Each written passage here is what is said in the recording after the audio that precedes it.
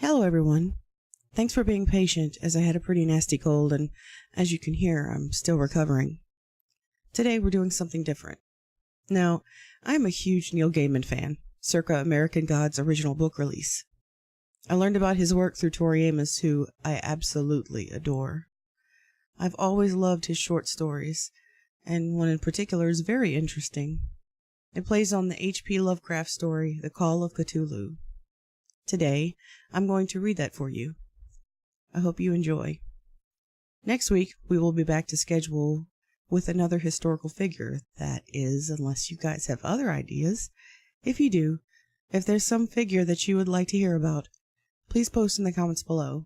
So sit back and enjoy this short story by Neil Gaiman. Only the end of the world again.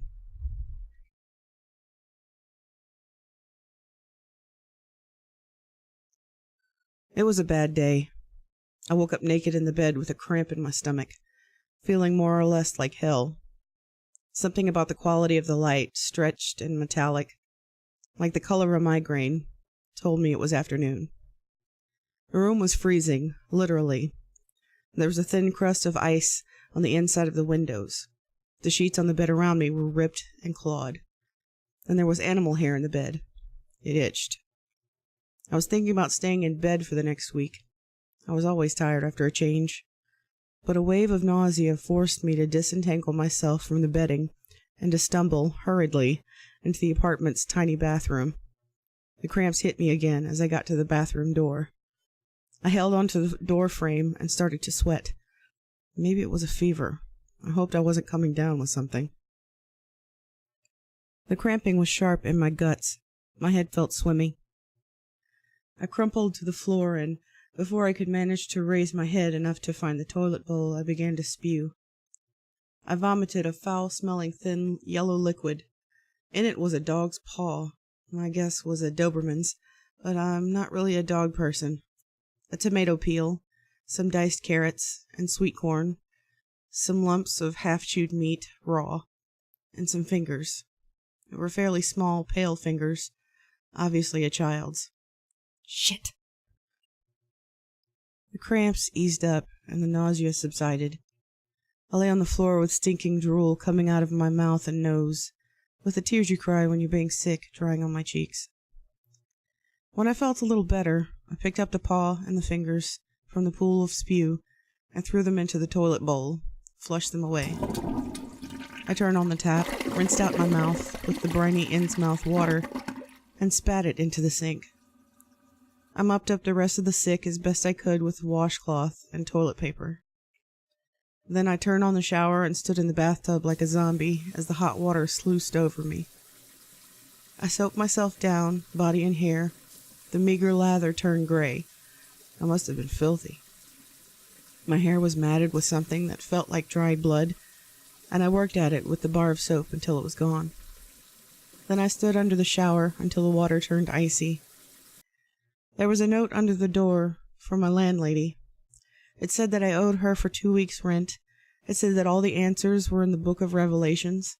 It said that I made a lot of noise coming home in the early hours of this morning, and she'd thank me to be quieter in the future. It said that when the elder gods rose up from the ocean, all the scum of the earth, all the non-believers, all the human garbage, and the wastrels and deadbeats would be swept away, and the world would be cleansed by ice and deep water. It said that she felt she ought to remind me that she had assigned me a shelf in the refrigerator when I arrived, and she thanked me in the future I'd keep to it. I crumpled the note, dropped it on the floor, where it lay alongside the Big Mac cartons, and the empty pizza cartons, and the long-dead dried slices of pizza. It was time to go to work. I'd been in Innsmouth for 2 weeks, and I disliked it. It smelled fishy. It was claustrophobic, little town, marshland to the east, cliffs to the west, and in the center, a harbor that held a few rotting fish boats and was not even scenic at sunset. The yuppies had come to Innsmouth in the 80s anyway, bought their picturesque fishermen's cottages overlooking the harbor. The yuppies had gone for some years now, and the cottages by the bay were crumbling, abandoned. The inhabitants of Innsmouth lived here and there, in and around the town and in trailer parks that ringed it, filled with dank mobile homes that were never going anywhere. I got dressed, pulled on my boots, put on my coat, and left my room. My landlady was nowhere to be seen. She was a short, pop-eyed woman who spoke little, although she left extensive notes for me pinned to the doors and placed where I might see them. She kept the house filled with the smell of boiling seafood. Huge pots were always simmering on the kitchen stove, filled with things with too many legs and other things with no legs at all. There were other rooms in the house, but no one else rented them. No one in their right mind would come to Innsmouth in winter. Outside the house, it didn't smell much better. It was colder, though, and my breath steamed in the sea air. The snow on the streets was crusty and filthy. The clouds promised more snow. A cold, salty wind came up off the bay. The gulls were screaming miserably. I felt shitty. My office would be freezing, too. On the corner of Marsh Street and Ling Avenue was a bar. The Opener, a squat building with a small dark windows that I'd passed 24 times in the last couple weeks. I hadn't been in before, but I really needed a drink. Besides, it might be warmer in there. I pushed open the door. The bar was indeed warm. I stamped the snow off my boots and went inside. It was almost empty and smelled of old ashtrays and stale beer. A couple of elderly men were playing chess by the bar. The barman was reading a battered old gilt and green letter edition of the poetical works of Alfred Lord Tennyson. "Hey, how about a Jack Daniels straight up?" "Sure thing. You new in town?" he told me, putting his book face down on the bar, pouring the drink into a glass. "Does it show?" He smiled, passing me the Jack Daniels. The glass was filthy, with a greasy thumbprint on the side, and I shrugged and knocked back the drink anyway. I could barely taste it. "Hair of the dog?" he said. "In a manner of speaking." "There is a belief," said the barman, whose fox-red hair was tightly greased back, "that the lycanthropoi can be returned to their natural forms by thanking them while they're in wolf form, or by calling them by their given names." "Yeah? Well, thanks." He poured another shot for me, unasked. He looked a little like Peter Lorre, but then most of the folk in Innsmouth looked a little like Peter Lorre, including my landlady. I sank the Jack Daniels, this time felt it burning down into my stomach the way it should. "It's what they say. I never said I believed it." "What do you believe?" "Burn the girdle." "Pardon?" "The lycanthropoi have girdles of human skin, given to them at their first transformation by their masters in hell." "Burn the girdle." One of the old chess players turned to me then, his eyes huge and blind and protruding. "If you drink rainwater out of a warg wolf's paw print, that'll make a wolf of you. When the moon is full," he said. "The only cure is to hunt down the wolf that made the print in the first place, and cut off its head with a knife forged of virgin silver." "Virgin, huh?" I smiled. His chess partner, bald and wrinkled, shook his head and croaked a single sad sound. Then he moved his queen and croaked again. There are people like him all over Innsmouth. I paid for the drinks and left $1 tip on the bar. The barman was reading his book once more and ignored it. Outside the bar, big, wet, kissy flakes of snow had begun to fall, settling in my hair and eyelashes. I hate snow. I hate New England. I hate Innsmouth. It's no place to be alone, but if there's a good place to be alone, I've not found it yet. Still, business has kept me on the move for more moons than I like to think about. Business and other things. I walked a couple of blocks down Marsh Street. Like most of Innsmouth, an unattractive mixture of 18th century American Gothic houses, late 19th century stunted brownstones, and late 20th prefab gray brick boxes, until I got to a boarded up fried chicken joint, and I went up the stone steps next to the store and unlocked the rusty metal security door. There was a liquor store across the street. A palmist was operating on the second floor. Someone had scrawled graffiti in black marker on the metal. "Just die," it said, like it was easy. The stairs were bare wood. The plaster was stained and peeling. My one-room office was at the top of the stairs. I don't stay anywhere long enough to bother with my name in gilt on glass. It was handwritten in block letters on a piece of ripped cardboard that I'd thumbtacked to the door. Lawrence Talbot, adjuster. I unlocked the door to my office and went in. I inspected my office while adjectives like seedy and rancid and squalid wandered through my head, and gave up, outclassed. It was fairly unprepossessing. A desk, an office chair, an empty filing cabinet, a window, which gave you a terrific view of the liquor store and the empty palmists. The smell of old cooking grease permeated from the store below. I wondered how long the fried chicken joint had been boarded up. I imagined a multitude of black cockroaches swarming over every surface in the darkness beneath me. "That's the shape of the world that you're thinking of there," said a deep, dark voice, deep enough that I felt it in the pit of my stomach. There was an old armchair in one corner of the office. The remains of a pattern shone through the patina of age and grease the years had given it. It was the color of dust. The fat man sitting in the armchair, his eyes still tightly closed, continued. "We look about in puzzlement at our world, with a sense of unease and disquiet. We think of ourselves as scholars in arcane liturgies, single men trapped in worlds beyond our devising. The truth is far simpler. There are things in the darkness beneath us that wish us harm." His head was lolled back in the armchair, and the tip of his tongue poked out of the corner of his mouth. "You read my mind?" The man in the armchair took a slow, deep breath that rattled in the back of his throat. He really was immensely fat, with stubby fingers like discolored sausages. He wore a thick old coat, once black, now an indeterminate gray. The snow on his boots had not entirely melted. "Perhaps. The end of the world is a strange concept. The world is always ending, and the end is always being averted, by love or foolishness, or just plain old dumb luck. Ah, well, it's too late now. The elder gods have chosen their vessels. When the moon rises..." A thin trickle of drool came from one corner of his mouth, oozed down in a thread of silver to his collar. Something scuttled from his collar into the shadows of his coat. "Yeah? What happens when the moon rises?" The man in the armchair stirred, opened two little eyes, red and swollen, and blinked them in waking. "I dreamed I had many mouths," he said, his new voice oddly small and breathy for such a huge man.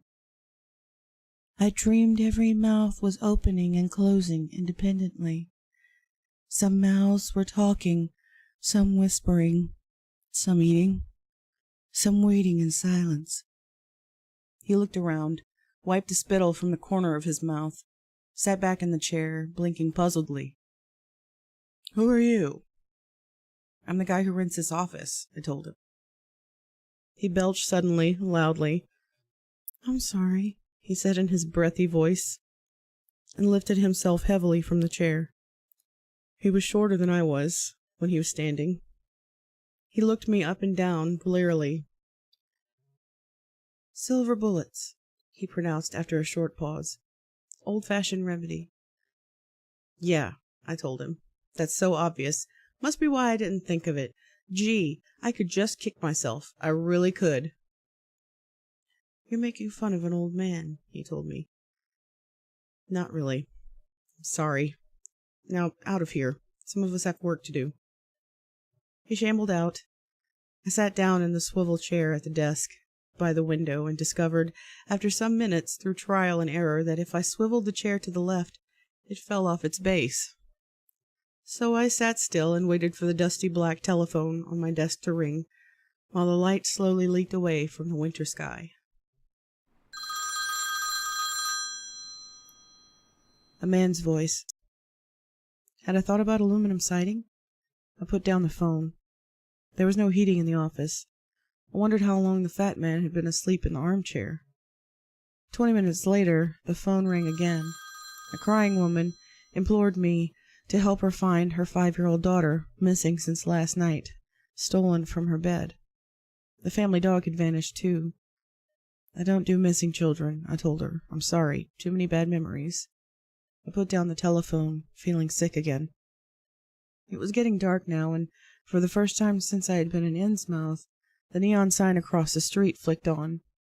It told me that Madame Ezekiel performed tarot readings and palmistry. The red neon stained the falling snow the color of new blood. Armageddon is averted by small actions. That's the way it was. That's the way it always has to be. The phone rang a third time. I recognized the voice. It was the aluminum siding man again. You know, he said chattily, transformation from man to animal and back being, by definition, impossible. We need to look for other solutions. Depersonalization, obviously, and likewise some form of projection. Brain damage? Perhaps. Pseudo-neurotic schizophrenia? Laughably so. Some cases have been treated with intravenous thioridazine hydrochloride. Successfully? He chuckled. That's what I like. A man with a sense of humor. I'm sure we can do business. I told you already, I don't need aluminum siding. Our business is more remarkable than that, and of far greater importance. You're new in town, Mr. Talbot. It would be a pity if we found ourselves at, shall we say, loggerheads. You can say whatever you like, pal. In my book, you're just another adjustment waiting to be made. We're ending the world, Mr. Talbot. The deep ones will rise out of their ocean graves and eat the moon like a ripe plum. Then I won't ever have to worry about full moons any more, will I? Don't try to cross us, he began, but I growled at him and fell silent. Outside my window, the snow was still falling. Across Marsh Street, in the window directly opposite mine, the most beautiful woman I have ever seen stood in the ruby glare of her neon sign, and she stared at me. She beckoned with one finger. I put down the phone on the aluminum siding man for the second time that afternoon, and went downstairs and crossed the street at something close to a run, but I looked both ways before I crossed. She was dressed in silks. The room was lit by only candles, and stank of incense and patchouli oil. She smiled at me as I walked in, beckoned me over to her seat by the window. She was playing a card game with a tarot deck, some version of solitaire. As I reached her, one elegant hand swept up the cards, wrapped them in a silk scarf, placed them gently in a wooden box. The sense of the room made my head pound. I hadn't eaten anything today, I realized. Perhaps that was what making me lightheaded. I sat down across the table from her, in the candlelight. She extended her hand and took mine in hers. She stared at my palm, touched it softly with her forefinger. Hair? She was puzzled. Yeah, well, I'm on my own a lot, I grinned. I'd hoped it was a friendly grin, but she raised an eyebrow at me anyway. When I look at you, said Madame Ezekiel, this is what I see. I see the eye of a man. Also, I see the eye of a wolf. In the eye of a man, I see honesty, decency, innocence. I see an upright man who walks on the square. In the eye of the wolf, I see a groaning and a growling. Night howls and cries. I see a monster running with blood-flecked spittle in the darkness of the borders of the town. How can you see a growl or a cry? She smiled. It is not hard, she said. Her accent was not American. It was Russian or Maltese or Egyptian, perhaps. In the eye of the mind, we see many things. Madame Ezekiel closed her green eyes. She had remarkably long eyelashes. Her skin was pale, and her black hair was never still. It drifted gently around her head, in the silks, as if it were floating on distant tides. There's a traditional way, she told me. A way to wash off a bad shape. You stand in rotting water, in clear spring water, or even white rose petals. And then, the shape of darkness will be washed from you. It will return, I told her, with the next full of the moon. So, said Madame Ezekiel, once the shape is washed from you, you open your veins in the running water. It will sting mightily, of course, but the river will carry the blood away. She was dressed in silks, in scarves, and cloths of 100 different colors, each bright and vivid, even in the muted light of the candles. Her eyes opened. Now, she said, tarot. She unwrapped her deck from the black silk scarf that held it, passed me the cards to shuffle. I fanned them, riffed them, and bridged them. Slower, slower, she said. Let them get to know you. Let them love you. Like a woman would love you. I held them tightly, then passed them back to her. She turned over the first card. It was called the Werewolf. It showed darkness and amber eyes, a smile in red and white. Her green eyes showed confusion. They were the green of emeralds. This is not a card from my deck, she said, and turned over the next card. What did you do to my cards? Nothing, ma'am. I just held them, that's all. The card she had turned over was the deep one. It showed something green and faintly octopoid. The thing's mouths, if they were indeed mouths and not tentacles, began to writhe on the card as I watched. She covered it with another card, and then another, and another. The rest of the cards were blank pasteboard. Did you do that? She shouted on the verge of tears. No. Go now, she said. But go! She looked down, as if trying to convince herself I no longer existed. I stood up in the room that smelled of incense and candle wax, and looked out of her window across the street. A light flashed briefly in my office window. 2 men with flashlights were walking around. They opened the empty filing cabinet, peered around, and took up their positions, one in the armchair, the other behind the door, waiting for me to return. I smiled to myself. It was cold and inhospitable in my office, and with any luck they would wait there for hours until they finally decided I wasn't coming back. So I left Madame Ezekiel turning over her cards one by one, staring at them as if that would make the pictures return. And I went downstairs and walked back to down Marsh Street until I reached the bar. The place was empty now. The barman was smoking a cigarette, which he stubbed out as I came in. Where are the chess fiends? It's a big night for them tonight. They'll be down at the bay. Let's see. You're a Jack Daniels, right? Sounds good. He poured it for me. I recognized the thumbprint from the last time I had glass. I picked up the volume of Tennyson poems from the bar top. Good book? The fox-haired barman took his book from me, opened it, and read, Below the thunders of the upper deep, far, far beyond the abysmal sea, his ancient, dreamless, uninvaded sleep, the kraken sleepeth. I finished my drink.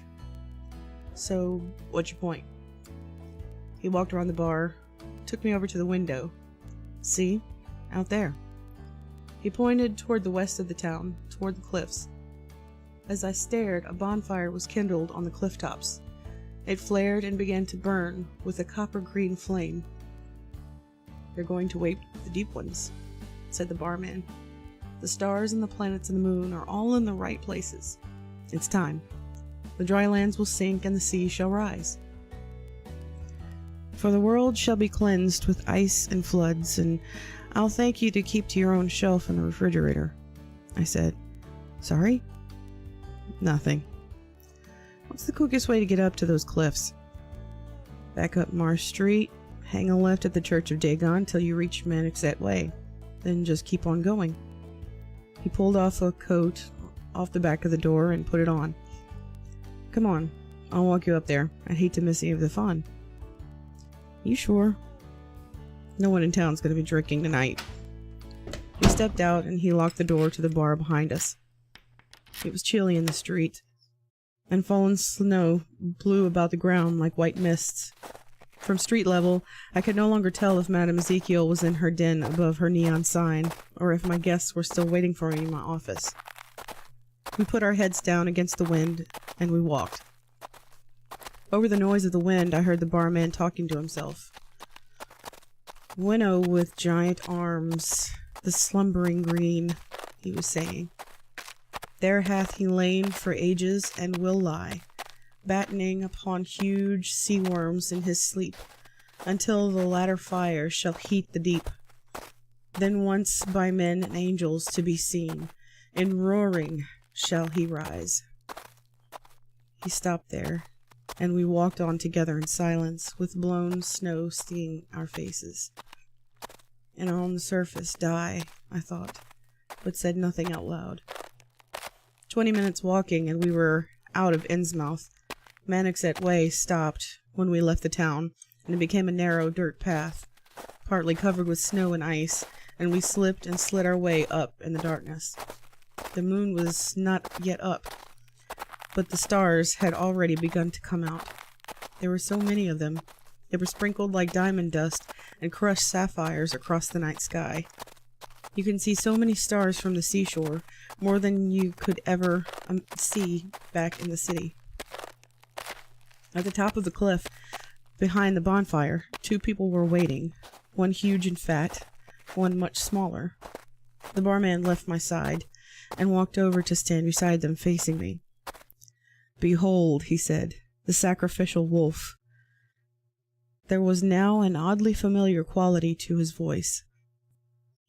I didn't say anything. The fire was burning with green flames, and it lit the 3 of them from below. Classic spook lighting. "Did you know why I brought you up here?" asked the barman, and I knew then why his voice was familiar. It was the voice of the man who had attempted to sell me aluminum siding. "To stop the world ending?"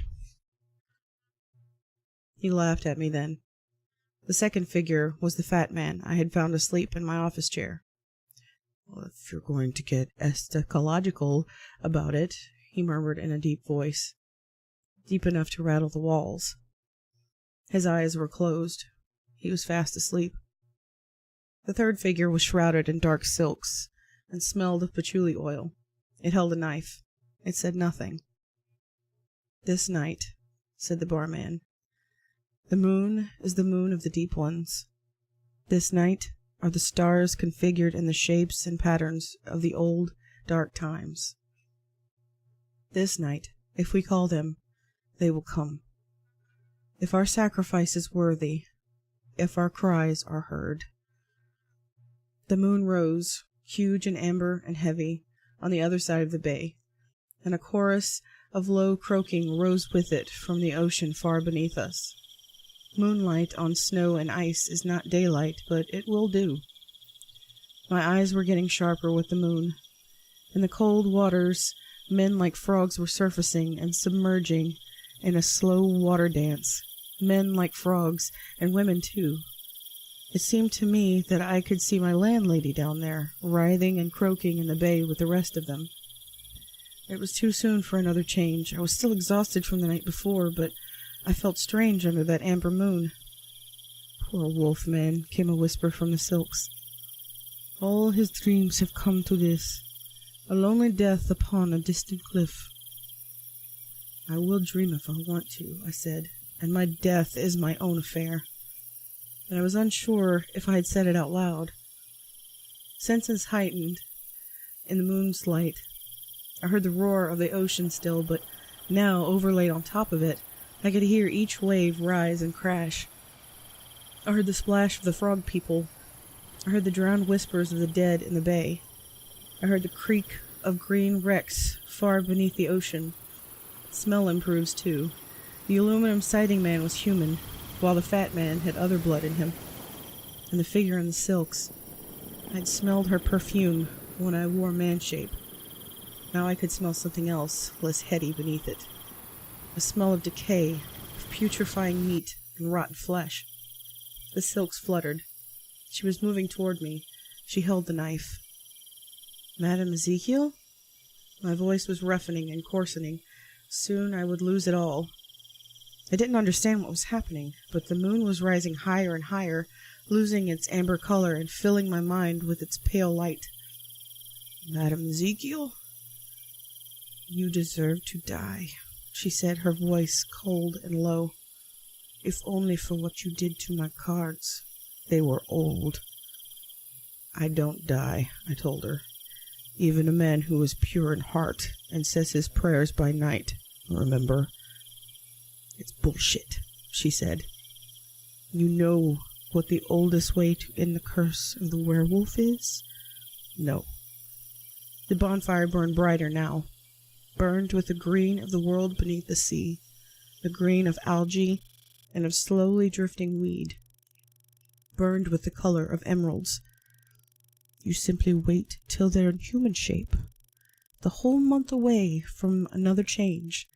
Then you take the sacrificial knife, and you kill them. That's all. I turned to run, but the barman was behind me, pulling my arms, twisting my wrists up into the small of my back. The knife glinted pale silver in the moonlight. Madame Ezekiel smiled. She sliced across my throat. Blood began to gush and then to flow. And then it slowed and stopped. The pounding in the front of my head, the pressure in the back. All a roiling change, a how, wow, row now change, a red wall coming toward me from the night. I tasted stars dissolved in brine, fizzy and distant and salt. My fingers prickled with pins, and my skin was lashed with tongues of flame. My eyes were topaz, I could taste the night. My breath steamed and billowed in the icy air. I growled involuntarily, low in my throat. My forepaws were touching the snow. I pulled back, tensed, and sprang at her. There was a sense of corruption that hung in the air, like a mist surrounding me. High in my leap, I seemed to pause, and something burst, like a soap bubble. I was deep, deep in the darkness under the sea, standing on all fours on a slimy rock floor at the entrance of some kind of citadel built of enormous, rough-hewn stones. The stones gave off a pale glow-in-the-dark light, a ghostly luminescence like the hands of a watch. A cloud of black blood trickled from my neck. She was standing in the doorway in front of me. She was now 6, maybe 7 feet high. There was flesh on her, skeletal bones, pitted and gnawed, but the silks were weeds drifting in the cold water down there in the dreamless deeps. They hid her face like a slow green veil. There were limpets growing on the upper surfaces of her arms and on the flesh that hung from her rib cage. I felt like I was being crushed. I couldn't think anymore. She moved toward me. The weed that surrounded her head shifted. She had a face like the stuff you don't want to eat in a sushi counter, all suckers and spines and drifting anemone fronds. And somewhere in all that I knew she was smiling. I pushed with my hind legs. We met there in the deep, and we struggled. It was so cold, so dark. I closed my jaws on her face and felt something rend and tear. It was almost a kiss down there in the abysmal deep. I landed softly on the snow, a silk scarf locked between my jaws. The other scarves were fluttering to the ground. Madame Ezekiel was nowhere to be seen. The silver knife lay on the ground in the snow. I waited on all fours in the moonlight, soaking wet. I shook myself, spraying the brine about. I heard it hiss and spit when it hit the fire. I was dizzy and weak. I pulled the air deep into my lungs. Down, far below in the bay, I could see the frog people hanging on the surface of the sea like dead things. For a handful of seconds, they drifted back and forth on the tide. Then they twisted and leapt. And each by each, they plopped down into the bay and vanished beneath the sea. There was a scream. It was a fox-haired bartender.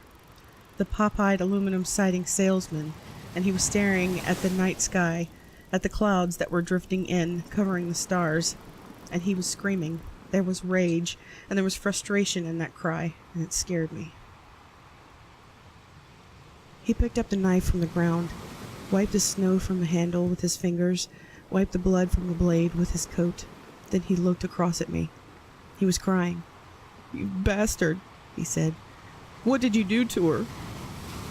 I would have told him that I didn't do anything to her, that she was still on guard far beneath the ocean, but I couldn't talk anymore, only growl and whine and howl. He was crying. He stank of insanity and of disappointment. He raised the knife and ran at me, and I moved to one side. Some people just can't adjust even to tiny changes. The barman stumbled past me, off the cliff, into nothing. In the moonlight, blood is black, not red. And the marks he left on the cliffside as he fell and bounced and fell were smudges of black and dark gray. And finally, he lay still on the icy rocks at the base of the cliff until an arm reached out of the sea and dragged him with a slowness that was almost painful to watch under the dark water. A hand scratched the back of my head. Felt good. "What was she?" "Just an avatar of the deep ones, sir. An eidolon, a manifestation, if you will. Sent up to us from the uttermost deeps to bring about the end of the world." I bristled. "No, it's over. For now. You disrupted her, sir. And the ritual is most specific. 3 of us must stand together and call the sacred names while innocent blood pools and pulses at our feet." I looked up at the fat man and whined a query. He patted me on the back of the neck sleepily. "Of course she doesn't love you, boy. She hardly even exists on this plane, in any material sense." The snow began to fall once more. The bonfire was going out. "Your change tonight, incidentally, I would opine, is a direct result of the selfsame celestial configurations and lunar forces that made tonight such a perfect night to bring back my old friends from underneath." He continued talking in his deep voice, and perhaps he was telling me important things, I'll never know, for the appetite was growing inside me, and his words had lost all but the shadow of any meaning. I had no further interest in the sea or the cliff top or the fat man. There were deer running in the woods beyond the meadow. I could smell them on the winter night's air. And I was, above all things, hungry. I was naked when I came to myself again. Early the next morning, a half-eaten deer next to me in the snow. A fly crawled across its eye, and its tongue lolled out of its dead mouth, making it look comical and pathetic, like an animal in a newspaper cartoon. The snow was stained a fluorescent crimson where the deer's belly had been torn out. My face and chest were sticky and red with the stuff. My throat was scabbed and scarred, and it stung. By the next full moon it would be whole once more. The sun was a long way away, small and yellow, but the sky was blue and cloudless, and there was no breeze. I could hear the roar of the sea some distance away. I was cold and naked and bloody and alone. Ah, well, I thought. It happens to us all in the beginning. I just get it once a month. I was painfully exhausted, and I would hold out until I found a deserted barn or cave, and then I was going to sleep for a couple of weeks. A hawk flew over the snow toward me with something dangling from its talons. It hovered above me for a heartbeat, then dropped a small gray squid on the snow at my feet, and flew upward. The flaccid thing lay there, still and silent and tentacled in the bloody snow. I took it as an omen, but whether good or bad I couldn't say, and I didn't really care anymore. I turned my back to the sea and on the shadowy town of Innsmouth, and began to make my way toward the city. Hey, thanks again everybody for watching. If you like the content, go ahead and click the like button. And while you're at it, hit that big red button that says subscribe. Take care, and I'll see you soon.